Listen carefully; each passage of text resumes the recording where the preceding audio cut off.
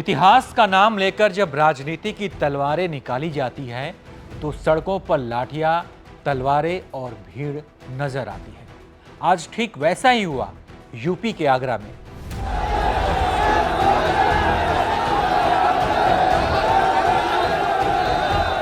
राणा सांगा की जयंती थी, लेकिन जयंती के नाम पर सड़कों पर हुड़दंग मचाया गया।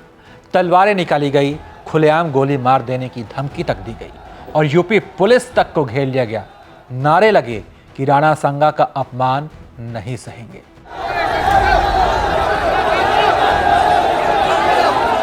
अफसोस इस बात का रहा कि हुड़दंग को चुपचाप देखती रही यूपी पुलिस।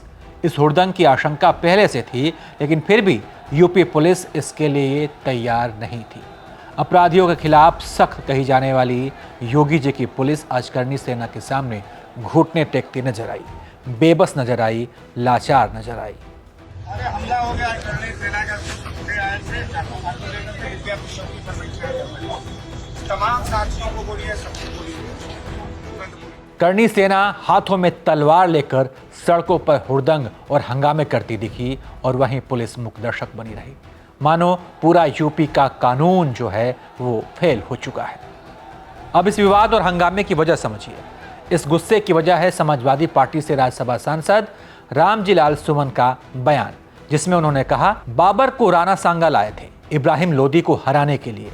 अगर मुसलमान बाबर की औलाद है तो तुम गद्दार राणा सांगा की औलाद हो। बाबर की आलोचना करते हो लेकिन राणा सांगा की नहीं। इतिहास की व्याख्या पर बहस होती रहती है, लेकिन यहाँ बात सिर्फ इतिहास की नहीं, आत्मसम्मान की भी है। और यही कहते हुए क्षत्रिय करनी सेना की रक्त स्वाभिमान रैली निकल पड़ी, तलवारों, लाठियों और भारी भीड़ के साथ। आपको बताते हैं कि राणा सांगा कौन है, उन्हें भी जानिए। इतिहास के अनुसार राणा सांगा मेवाड़ के सिसोदिया वंश के वीर राजा थे। उनका पूरा नाम महाराणा संग्राम सिंह है। महाराणा प्रताप के दादा हैं। विदेशी आक्रमणकारियों के खिलाफ राजपूतों को उन्होंने एकजुट किया।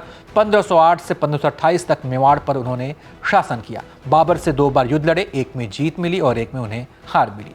इतिहास ये भी कहता है कि खानवा की लड़ाई में राणा सांगा ने बाबर को घुटने टेकने पर मजबूर किया था। हालांकि दूसरा युद्ध वो हार गए। 100 युद्ध लड़े, सिर्फ एक में पराजय मिली। एक हाथ, एक आंख और एक पैर खोया, फिर भी लड़े।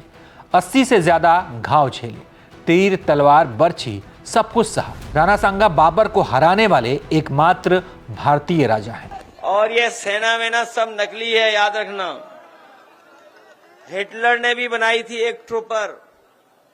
हिटलर अपने समय पर एक फौज रखता था, अपने कार्यकर्ताओं को पुलिस की वर्दी पहना देता था, फौज की वर्दी पहनाता था, फिर अपने विरोधी लोगों को पिटवाता था।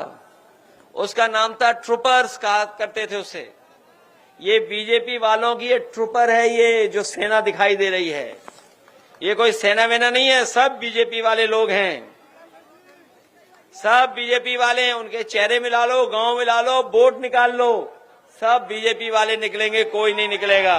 तो क्या यह इतिहास पर वैचारिक लड़ाई है या फिर चुनावी मौसम में जातीय ध्रुवीकरण की तैयारी? इतिहास में कौन गद्दार था, कौन देशभक्त, अब इसका फैसला संसद नहीं, सड़कों पर लाठी और तलवारें करती दिख रही हैं। राजनीति बदलती रहती है, लेकिन इतिहास की तलवार जब सड़क पर लहराई जाती है तो लोकतंत्र लहूलुहान होता है।